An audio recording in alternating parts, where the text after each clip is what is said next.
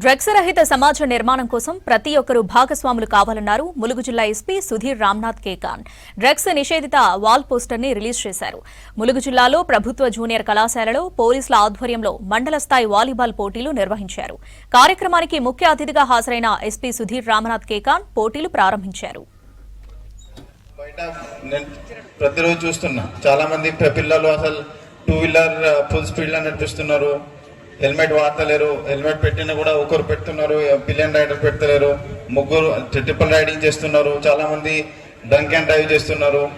తర్వాత స్పీడ్ కూడా చాలా 100, 120, 130, 140 అట్లా స్పీడ్ గా నడపాలి, తొందరగా వెళ్ళిపోవాలి, కొంచెం స్టంట్ చేయాలి, అట్లాంటివి చేస్తున్నారు. సో దాంతోనే లాభం ఏం ఉండదు. హార్డ్లీ ఒక 2 minutes 3 minutes సేవ్ అవుతుంది. బట్ దాంతోనే ఒకవేళ సడన్ గా యాక్సిడెంట్ జరిగితే మన ప్రాణం కోల్పోయే ఛాన్స్ ఉంటాయి. కాబట్టి ప్రతి ఒక్కరు ఈ రోడ్ సేఫ్టీ సంబంధించి అన్ని రూల్స్ రెగ్యులేషన్స్ ఫాలో చేయండి. ఇప్పుడు మొత్తం మన జిల్లా నక్సల్ రహిత అయింది కాబట్టి యూత్ పిల్లలు అంటే రకరకాల అలవాట్లు పడే ఛాన్స్ ఉంటాయి. కాబట్టి ఈ గాంజాయి కూడా చాలా పెద్ద సమస్య ఉంటుంది. సో మన ములుగు జిల్లా మనం గాంజా రహిత చేయాలంటే ప్రతి ఒక్కరు, ఎస్పెషల్లీ యూత్ పిల్లలు, ఆ ఊరు సంబంధించి పెద్ద మనుషులు, లీడర్స్, ప్రతి ఒక్కరిది బాధ్యత ఉంటుంది.